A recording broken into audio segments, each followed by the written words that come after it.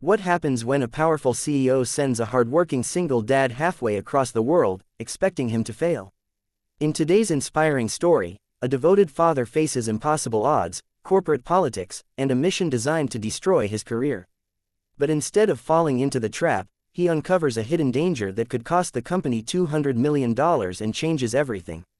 Stay with us until the end to see how integrity, courage, and determination turn a setup for failure into a life-changing victory. If you enjoy stories like this, please like, share, and subscribe for more amazing content. And now, let's get started. Ethan Carter adjusted his tie as he stepped into the executive conference room at the company's headquarters in New York City. As a single father raising his 8-year-old daughter, Emma, he had learned how to balance responsibility, patience, and hard work. Those qualities had made him one of the company's most respected project managers. Clients trusted him, coworkers relied on him, and that growing reputation had begun to attract attention from the wrong people. CEO Vanessa Reed viewed Ethan as a threat to her authority. While she never openly criticized him, she rarely missed an opportunity to make his job more difficult. One Monday morning, Vanessa announced a major assignment. The company had been struggling to secure a multi-million-dollar partnership with a technology distributor in Singapore. 2 experienced teams had already failed, and negotiations were close to collapsing. In front of senior executives, Vanessa assigned Ethan to lead the project overseas. Her confident smile suggested she believed the mission was impossible. Several employees exchanged sympathetic looks. They knew the assignment was less an opportunity and more a setup for failure. That evening, Ethan sat at the kitchen table with Emma, helping her finish her homework. He knew accepting the assignment meant spending weeks away from her, something he hated doing.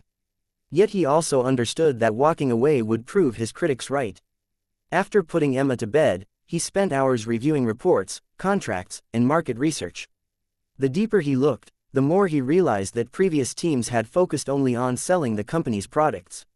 No one had taken the time to understand what the overseas partner truly needed. A few days later, Ethan landed in Singapore. Instead of rushing into presentations, he scheduled meetings with local managers, industry experts, and potential clients. He listened carefully and took detailed notes. As the picture became clearer, he discovered patterns everyone else had missed. The problem wasn't pricing or technology. There was a deeper issue hidden within the negotiations, and uncovering it could determine the future of the entire deal. The final round of negotiations took place in a glass-walled conference room overlooking Singapore's skyline. Representatives from both companies filled the room, expecting a routine contract signing. The agreement was worth nearly $200 million and would become one of the largest deals in the company's history.